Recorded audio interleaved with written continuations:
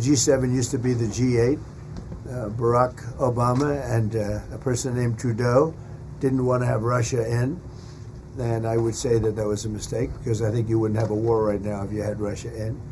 And you wouldn't have a war right now if Trump were president 4 years ago. But it didn't work out that way. But it used to be the G8, and now it's, I guess, what's that, 8 years ago, it switched over. They threw Russia out, which I claimed was a very big mistake. Even though I wasn't in politics then, I was very loud about it. It was a mistake in that you spend so much time talking about Russia, and he's no longer at the table, so it makes life more complicated. But you wouldn't have had the war.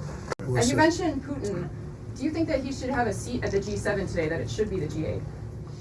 I'm not saying he should at this point, because too much water's gone over the dam, maybe. But it was a big mistake. Obama didn't want him, and the head of your country, the proud head of your country, didn't want him. This was a big mistake. You wouldn't have that war. You know, you have your enemy at the table. Even, I don't even consider him, he wasn't really an enemy at that time. There was no concept. If I were president, this war would have never happened. But likewise, if he were a member of what was called the G8 at that time, it was always the G8, you wouldn't have a war right now. Why not have China here, the biggest economy in the world after the United States? Well, it's not a bad idea. I don't mind that. If somebody wants to suggest China coming in, I think we suggest. But you want to have people that you can talk to. You know, they don't talk to.